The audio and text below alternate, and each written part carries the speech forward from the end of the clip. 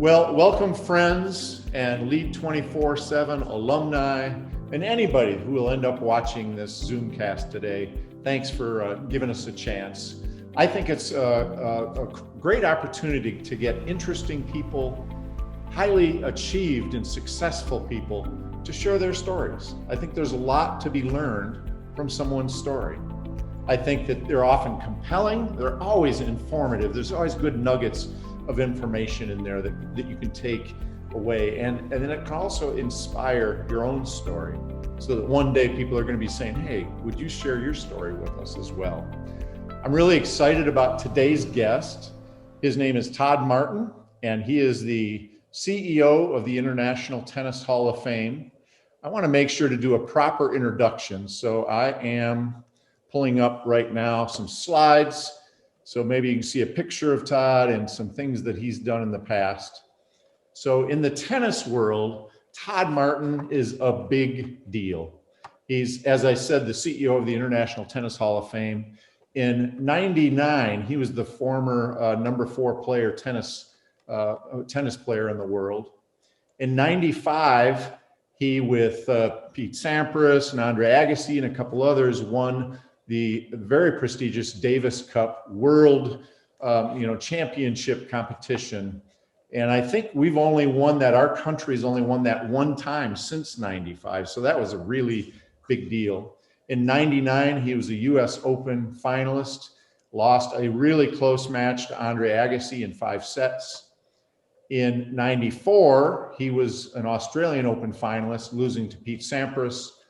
And he was a Wimbledon semifinalist in both '94 and '96.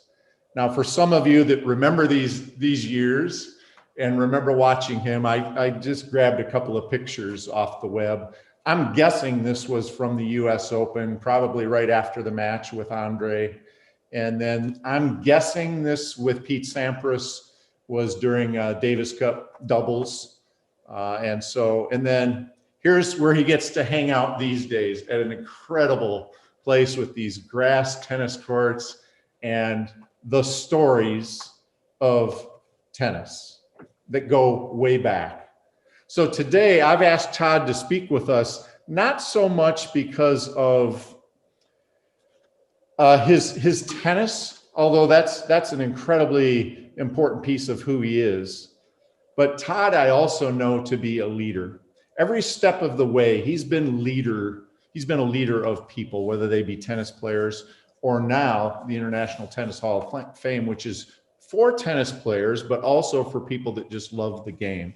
And so I'm going to ask Todd a bunch of questions about his journey, some of it about tennis, because I know there's some of you out there that love tennis and want to know some of those cool tennis stories.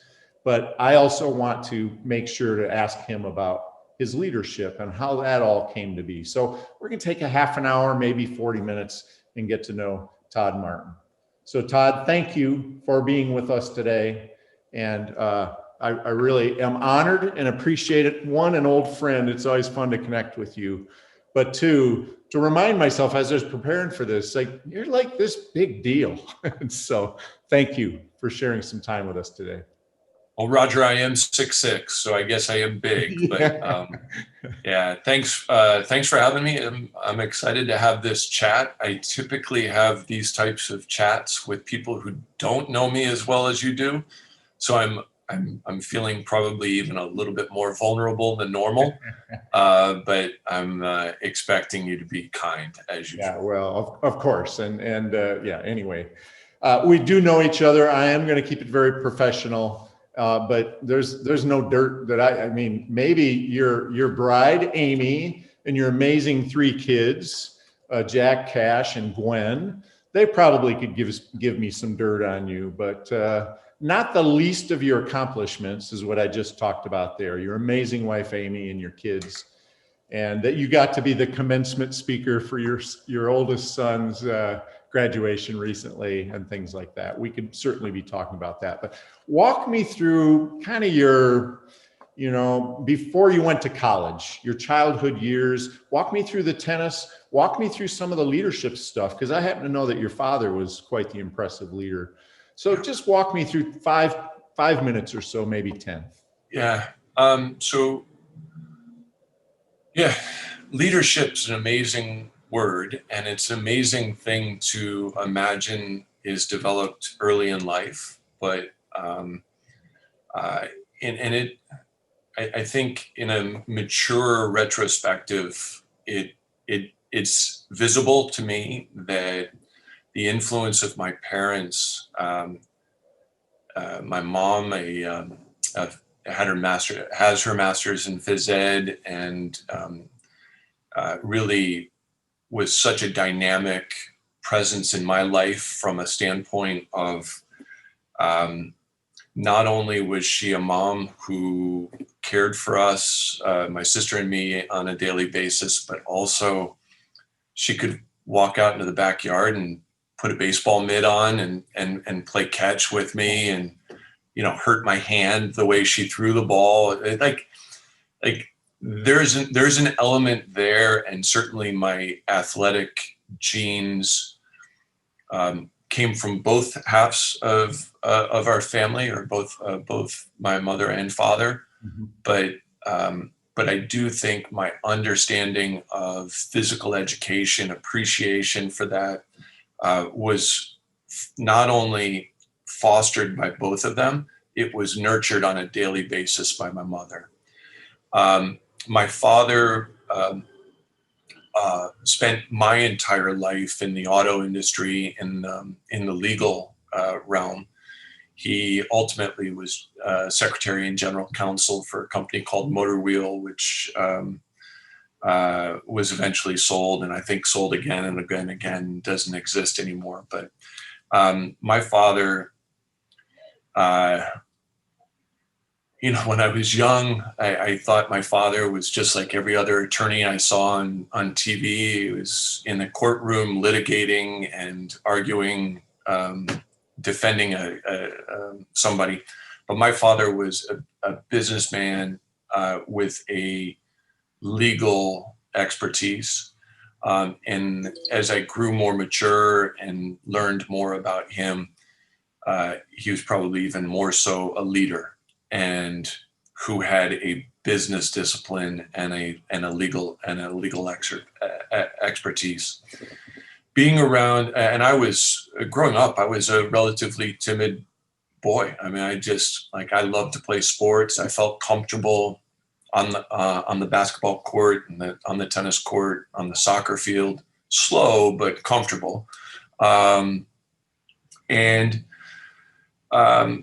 I think through sport and following the example of my parents is how I got away from, being more comfortable by myself in quiet, when I wasn't on an athletic field. And as the days evolved, and more external influences, like my childhood tennis coach and some other friends and mentors entered into my life, that's when I could actually trace back to actually starting to see elements of leadership in my own behavior. Yeah. That's a really interesting look back. I referenced my childhood tennis coach, a fellow named Rick Furman. Rick was the only shop in town when we moved to Lansing, Michigan, when I was 10. My dad went to work. My kid likes to play tennis. Where do I go? There's one place. Who do I see? Well, there's one guy. And Rick just so happened to be that guy. But Rick was probably 30 at the time, and I think Rick's greatest attribute is that he is a visionary leader, with a very, very close second is just the most remarkable educator I've ever been around. Mm-hmm. And so Rick utilized his ability to educate young people, not only in tennis and learning how to hit tennis balls and strategize and the such, but also how be better people, how to be better, and not better people like behave yourself. And I mean, there was that element. There was that element of personal decorum and sportsmanship, but really better people in drawing more of our positive traits and ability to influence others out of ourselves. Was there a certain technique he would use with you? I remember you and I talking about some things like this, but is there something in particular that sticks out on how he would draw that out of you? So sometimes he drew it out with a relatively fake authoritarian attitude, like you must. But most of the time, and this is what, as a kid, I saw that authoritarian, almost militaristic approach with respect to certain things. But I also sensed, like, if I failed, he didn't dwell on the failure ever. Mm-hmm. He'd look at that and say, what'd you do right? Let's focus on what you did right, because failing today, losing a tennis match today, means nothing 5 years from now. Yeah. Learning the lessons from that is what's going to make a difference. And athletically, I was the turtle, not the hare. And so that really that both athletic vision, but also his methodology of education, for me, just aligned and was a perfect recipe for being relatively timid and for being a slower, slow and steady wins the race type of guy, because I was just miles upon miles behind Andre Agassi when I was 14 years old. I was losing 6-0, 6-0 to players that Andre was beating 6-0, 6-0 at 14. Yeah. And 15 years later, we were in the US Open final against each other. I mean, that's, to me, like, if I hadn't had the influence, and if my parents didn't partner in that influence of, this is not about today. This is about long-term growth. Yes, growth as a tennis player, but growth as a human, more importantly. If those three teammates, my parents and Rick, hadn't been together, I don't think I would be. I don't think I'd be a mess, but I do think that I would have lived a most different life than I have. Yeah. So, boy, there's so many things that come to mind on this, but I've heard you talk with on another podcast kind of thing with Michael Pernfors about what your, as a child, maybe a teenager, what your regiment was like compared to what probably Andre Agassi's was. Can you talk a little bit about that? So my parents did a great job, not only of behaving in this way, but being declarative to me and to Rick, and in some ways probably to some of our peer group as well, in that their responsibility and their objective for me was to raise a boy that could become a man, not raise a tennis player. And so they set out on me living as normal of a life as I could possibly imagine. I was exposed to probably about 20 different extracurricular activities from, I don't know, the age of 4 through 10 or what have you. I was allowed and expected to identify passion. And fortunately, I discovered that. And the discovery of that passion was, I think, earlier than we actually acted upon pursuing that passion. So I was still playing multiple sports at 10. I was still playing basketball until I was 14. At which point I made the decision that I was clearly a much better tennis player than I was a basketball player, and I had a very clear goal of playing Division I college sport. And I knew that was a probability in tennis as opposed to a possibility in basketball, and a very remote possibility, probably intuitively. We'll never know. We'll never. So, that for me, that was, it was super important for me to be raised to be the best I could be as a human. Not, I didn't always appreciate it.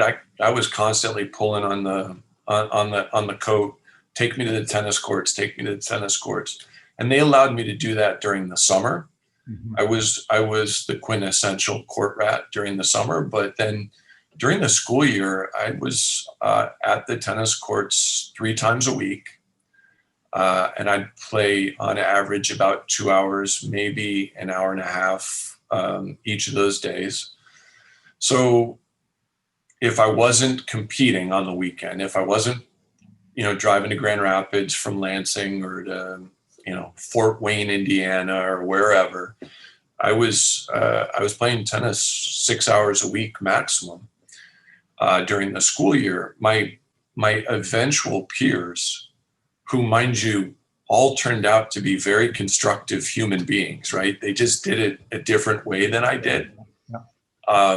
But my eventual peers at that early age, they were probably playing 4 hours a day of tennis most every day.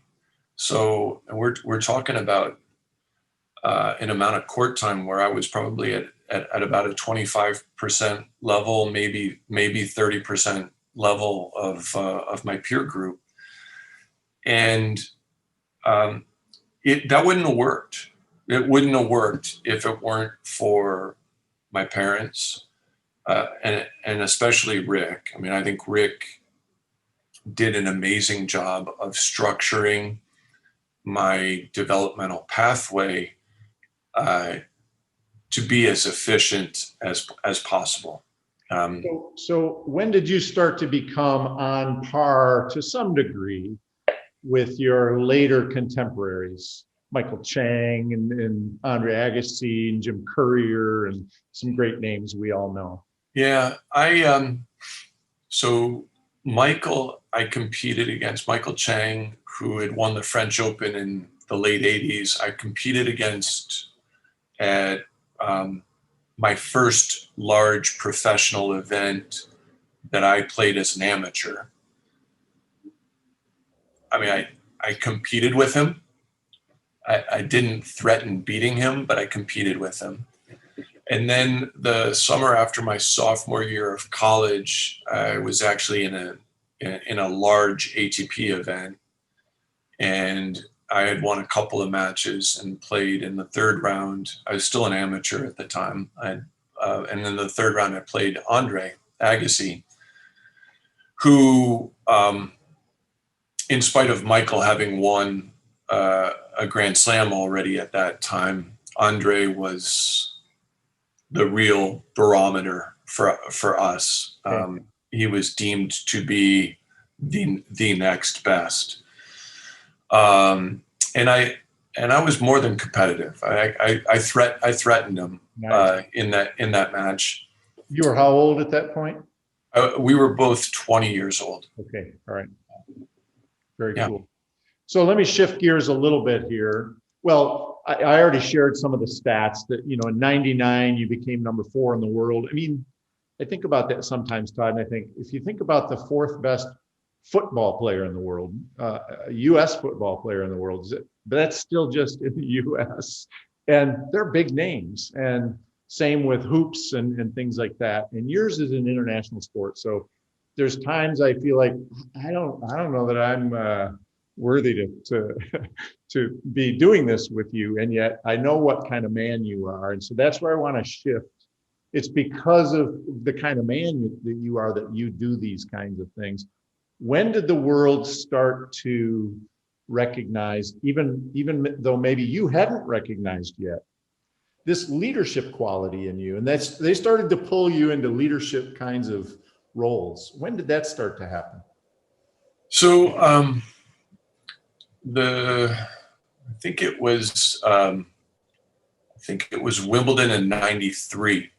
I think I would have sort of been on the eve of my 23rd birthday, sort of right about, and 93, the first half of 93 was I'd been professional for 2.5 years, but it was the first sustained period of success that I called success, right? What would you guess was your ranking at that point? So I started in 1993, probably around 100 in the world. Okay. And had, I'd made it to the 4th round of the French Open, which is, it's a final 16. Like, that's a good result. I'd made it to the 3rd round of the US Open. These are real successes, but not great successes, and also certainly not sustained. So within reason, I can say the top 100 is a success. However, when you're on the inside looking in, and you're as demanding of yourself as I am, then it's pretty easy to look and say, geez, I'm failing. Like, this is really not what I had signed up for, or what I had taken the leap away from college for. I turned pro after my sophomore year in college. Didn't do that to be average. I didn't do that to be able to play tennis for a couple of years and get paid for it. I did that because I had massive aspirations. So I think it was at 93 Wimbledon where we were in a meeting, and my peer group had noticed by that point in time that I was a good tennis player. I was probably, 15 in the world or something like that by that point in time. That those first 6 months in 93 were great. But they also knew that I had taken an interest in our player meetings with the ATP Tour, and I was sort of the guy that, was curious enough and maybe courageous enough to raise my hand and say, this slide of prize money and computer points or ranking points, like, I'm not sure if that really makes sense. And I just ask some questions, almost sort of like the Tom Hanks character in Big. I don't get it, careful what you do, right? Yeah, careful when you raise your hand. So ultimately, I did put my name forward, or accepted a nomination for our player council, which is a body of 10 players. It's essentially an advisory group to engage with the board of directors, but which is much different than sort of union head, right? I mean, I was a far cry from a union head. The tour is constructed as a partnership between tournaments and players. So I had just put my hand up and said, I'm okay if I'm one of those 10. And I went into the first meeting, and the first meeting was the day after the election. So you're elected one day, and you're in the council room the next day. And the way I put it is when the first order of business is to elect officers of that council. And I was the youngest and the most naive, the best tennis player in the group, or the most successful at the time, and the only one not smart enough not to step backwards when they said, "Who wants to be the president?" There I was, I was like, "Oh God!" And I'm pretty sure that's not exactly the case, but anyway, it's fun. It is. No, Rodger, it is exactly the case. Every single person in that room pointed at me, and the most resonant was Cliff Drysdale, legendary broadcaster, but one of the co-founders of the ATP and had been president of the ATP. And Cliff, along with the others, there's always one alumni member in the council, and Cliff was our alumni member. And while the others all pointed at me, Cliff explained why. Yeah. And and it, I don't believe it's like, it's not because they step back, it's because they see, I'm just so clear. Often leaders don't see it in themselves till the world starts to tell them. That's what the world was saying there to you. Yeah. So Cliff did a really good job of saying, we need somebody who has a profile in the sport. Yeah. You've established that. We need somebody who's thoughtful, articulate, so forth and so on. And we need the other players, the great players on the tour, to respect the responsibility that we all have to lead our tour forward. It was a startup at the time. We were, this was like year 6 or 5 of the existence of the ATP tour. So when you look at it through that lens, I do think the most important element was to convey to the rest of the population, the rest of the player population, this is really important. This is our future. This is the next generation's futures as well, and we need leadership, leadership by example, if nothing else. Yeah. Okay, great. So for the tennis fans that are out there and going to listen, give me 5 minutes of just some of the things that tennis fans love to hear when they talk with you. So some favorite moments, some toughest moments, some real tennis meat, and then I'm going to shift to how do you become the CEO of the International Tennis Hall of Fame? Because most athletes don't make that jump. So, but give me 5 minutes or so of just what my tennis buddies are going to say. You never asked him about this or that. So give me some of that juicy stuff. So I think like any other team that is in sports, right? You've got the Detroit Lions or the Detroit Pistons. Those athletes travel with each other day in, day out, week in, week out. And their shared workspace is a locker room. Mm.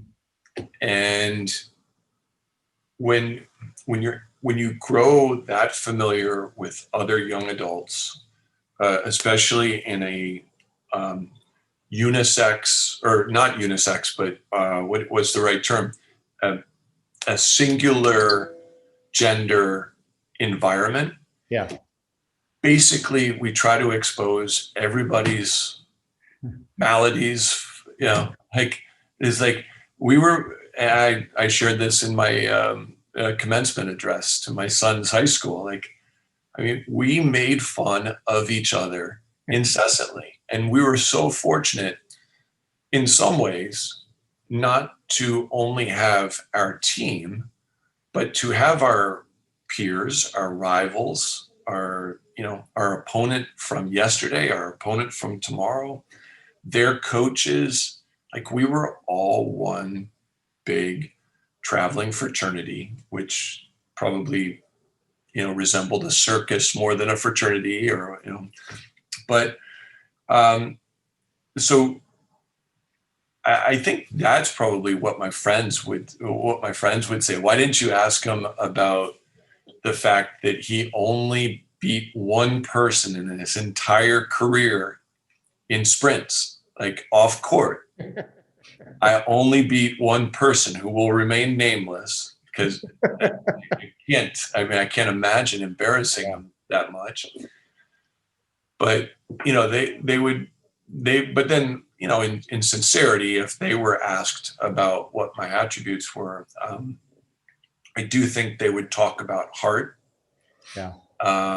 And they would talk about the notion that the finish line was the finish line and not 5 yards before the finish line. Our sport is really unique from the standpoint it does not have a time clock. It just it's sort of like baseball, I guess, the most similar. Like, you can be down 20-0 in the ninth inning and come back. You can be down 6-0, 6-0, 5-0 and come back. And for me, in part because I experienced the agony of that, of others coming back and beating me or snatching victory out of the jaws of defeat. Yeah. And because of the way I was raised, my heart was big. I'm modest, I'm humble, but I have no trouble admitting that. I love to play, and part of that heart coming out, and part of that sort of never say die attitude was helped by the fact that I just love to play. I love to compete. I loved challenge. I loved puzzles. I wanted to compete all day, every day. We finished our practice, we finished our matches, and we'd go into the player lounge and play backgammon or cards or chess or whatever. Like, let's fight. Yeah. Let's fight. And with that fight, I think we all get better. My game was boring. I hit the ball really hard everywhere. I hit, like, a 6'6", had a lot of leverage, and I was slow. So if I had an opportunity to hit somebody, I hit somebody hard, and I didn't waste any time doing so. But because of good coaching, I also developed an understanding of the game at an intellectual level that did promote the ability to adapt when things weren't going right, or when I was playing against somebody different that posed different challenges. Yeah. And then finally,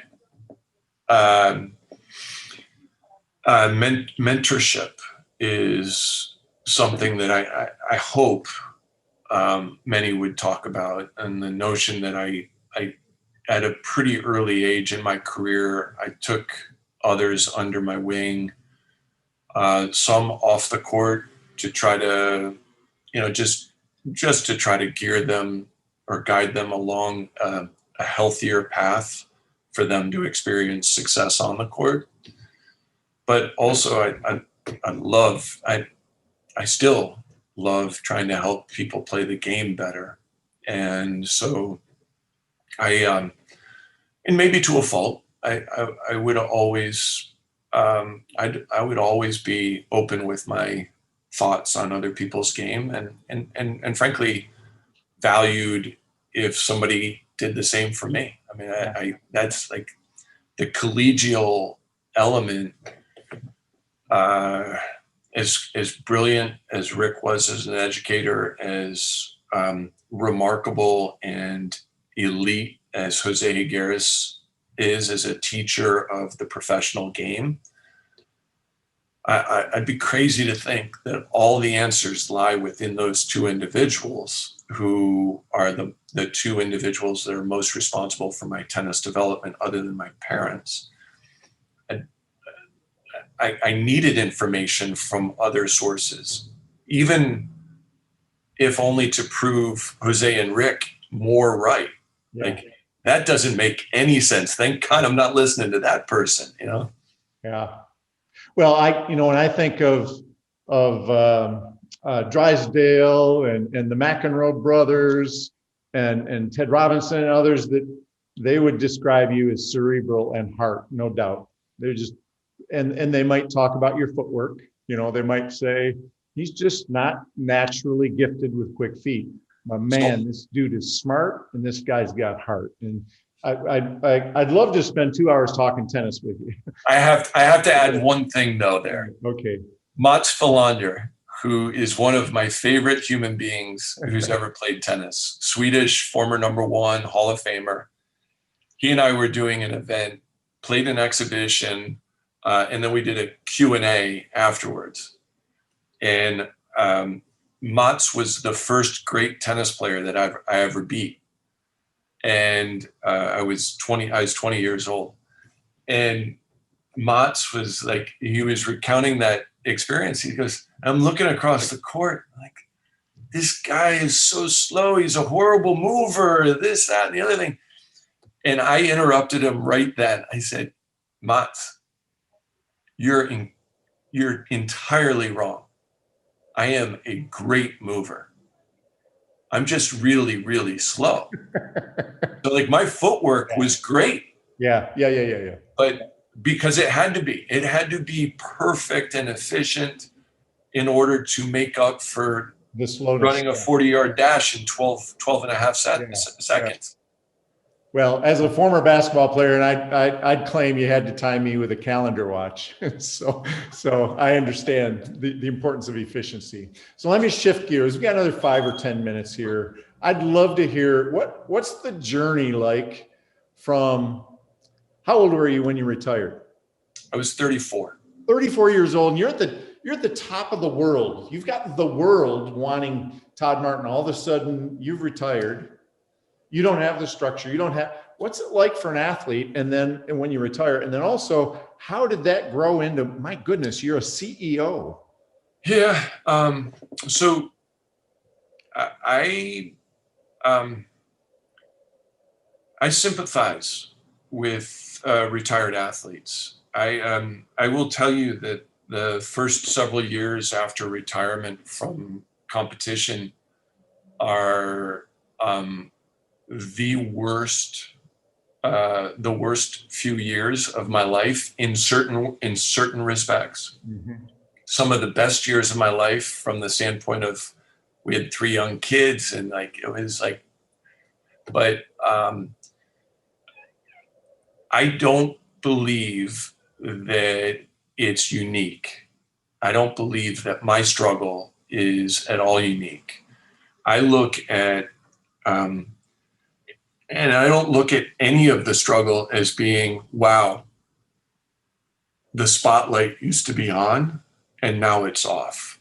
I look at it as athletes, we chase a childhood dream, a passion that has fueled us from a very young age.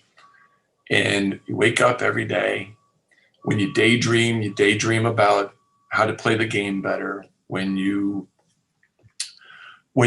upset about not playing the game better. When you're happy, you're thrilled about playing the game better. It's always been about that passion. Now, we all have other elements of our lives, but that we spend most of our lives working. And for us, our work as athletes is fueled by a passion that I don't believe can be replicated. I think it's incredibly unique. I think you'd have to look at acting and music and the arts as really the area that you can imagine, like, wow, that's an authentic love of your life passion. And you wake up one day and you're like, that's gone. I mean, that's, you can still have that passion. You can still identify other ways to channel that passion or satisfy that passion. But at the end of the day, we're all athletes. I'm an athlete. I'm slower and more out of shape than I've ever been, but I am still an athlete. I will never know another thing as well as I know how to play tennis to this day, right? I know how to play tennis at 50 better than I know how to run this organization. Just very easy. Yep. So I think that revelation became all the more clear when I was working with some of the best tennis players as a coach. And the current number one in the world, Novak Djokovic, was my student not long after I retired from playing tennis. And I realized this is something that I had always wanted to do. I had established, through all that mentoring that I had done on the court during my play, I want to coach. And lo and behold, it was miserable. It was stifling. It was there just wasn't enough. I wanted to coach a football team of tennis players, not one tennis player. So when I finally came to terms with how unsatisfying that experience or that career would be for me, I decided to start a small business. I didn't know how to do anything other than teach the game of tennis.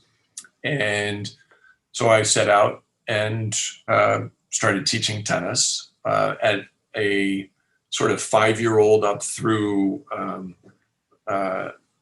sort of a rookie pro program almost, just kids trying to make the leap from college to professionals.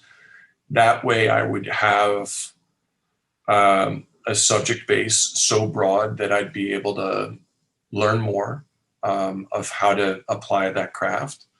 I'd be able to share with more people my knowledge and ultimately be responsible for an allegedly a successful business that employed others and helped coaches come along and be better at what they want to do. You might have asked me to read the E-Myth Revisited back then, which is the entrepreneurial myth. I set out to teach tennis and work for myself.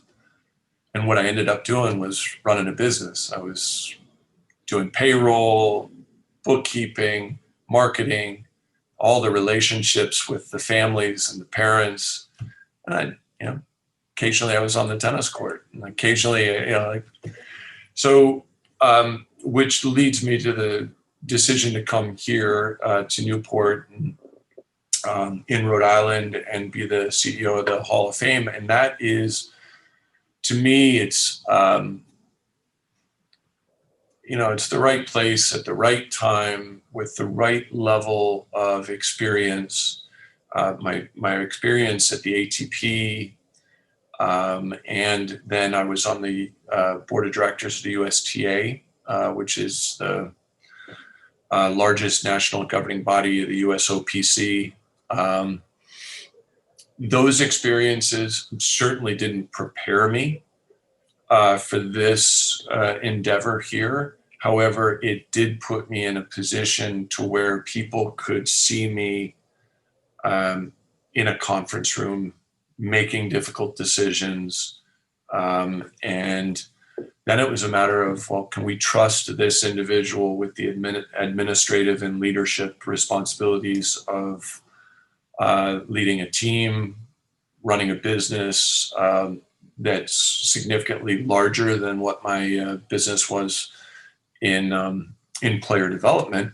Small still, but still much bigger than that business. And honestly, less surprised that I was granted a position like this. I would have thrown my name in the hat for other leadership roles along the way if I felt like they were appropriate and could be challenging for me. I think and I don't want this to sound wrong, but I'm more surprised that I'm still here. So from what standpoint? Well, and how long has it been? So I've been here 7 years now, and I probably look at it as, I'd always heard of people who are come in and fix it leaders, and people who are come in and set a new vision leaders, and people who are more management leaders, and just like, we're going on the right path. Let's get somebody in that can make sure the boat still goes. And, for me, I was brought in to be much more the vision leader, not to imagine how do we keep all our ducks in a row, right? Yeah. So we've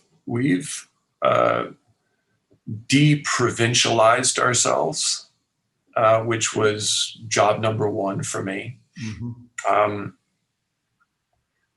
Newport's really difficult to get to. It's tucked in a corner of New England. We are the International Tennis Hall of Fame. Yeah. And because of the tight margins that the business has always operated under, we, as a 501c3 nonprofit, the organization allowed itself to become entirely provincial. Or never broke out of those shackles, or attempted to really break out of those shackles of being perceived as the U.S. Tennis Hall of Fame. Even with, inducting legends from Australia or France or Italy or wherever, we were just so domestic. And not even domestic. We were just so New England. Mm. And so setting off on that path, and we've effectively done that so well that we are now, come January of 22, we'll set out on our next strategic plan that is a sustaining of the strategic evolution that was set in place several years ago. So I guess when I say I'm, surprised that I'm still here, is I am now seeing us through visionary adoption to sustained management of an organization. Now, I'm going to compel probably more bold evolution than simply what's tomorrow look like, what's the next day look like. But for us to be able to get to where we are, for me still to feel the intrinsic challenge of doing the work, and for the organization still to entrust a dumb jock to lead us, those are the elements of surprise. Great. So give me 1 minute on why the International Tennis Hall of Fame is a special place. I mean, there's going to be hopefully 1,000 people that will watch this. What would you love for them to know about the International Tennis Hall of Fame? Well, the International Tennis Hall of Fame is an institution. I mean, we're just so vast, but the best thing about us is that we are the caretakers or stewards of the values of the game. I look at the non-human influence in my life. Mm-hmm. I mean, tennis is right up at the top, and it's not tennis from the standpoint of watch yellow ball fly back and forth over an obstacle. It's what is demanded of us, the self-discipline, the self-motivation, the positive attitude, the levels of focus, the competitive spirit. Yeah. You And know, in the early days, integrity, right? You're calling your own line. well, for sure. Coach while you're on the court, so you've got to think, and it's just such an amazing game. For sure. And in all of these elements, I do think, well, first of all, sport in general. Yes. Tennis is not exclusive by any stretch of the imagination. Sport, that's why sport is good. Guys, are you tough enough to take a hit and get back up? Yeah. And with tennis, you're taking that hit independently. You're taking that hit emotionally, and you have to solve. So I do think that tennis is pretty unique amongst the group of sports. Yeah. So I look at us and our responsibility to not just the sport, but to society, to represent stories of people who have achieved amazing things, and leave legacies, but it's all because they were challenged by this silly little game. And from that, amazing stories have come. So I'm not a historian, I'm not a storyteller, I'm like that, but I love impact. I love setting out to make impact and having influence come from it. And I do think that the beauty of this organization is that we get to represent that. Well, Todd, I have to say that, I could talk for 2 hours. There's so much to pull out of what you were just talking about and many other things, but I do want to wrap us up. But yours is a fascinating story for so many levels. Again, this athleticism piece and rising to the top of your sport, and the recognition that you're a leader and a certain type of person that the world would say, hey, we want you to lead us. And so I'm just so thankful that you would spend the time with us, and hopefully your family will even watch this. No, probably not your kids, but after yesterday's commencement address, they've watched me enough. They don't need to hear me anymore. Yeah, but I'm hopeful that this will go well beyond our 400 or so Lead 24/7 alums, and which you are sort of kind of a part of. I didn't really talk about that, but it's sort of like I'm a Northwestern alum. I only went 2 years, but I am legally a Northwestern alumnus. Yes. I am a Lead 24/7 alumnus too, even though I did the abridged version. So for you alums that are hearing this, God went last year because of the pandemic. We did a pivot and said, let's get 8 people, impressive people, to go through most of Lead 24/7 in 4 weeks in June. So we're coming up. I mean, it is like 1 year ago today. But anyway, thank you so much. Hopefully people have learned a lot, will learn a lot from your story and be inspired by it. I know I am. So thanks so much, friend. Rodger, thanks for everything you do. It's you're a godsend for me. So thank you. All right. Be well.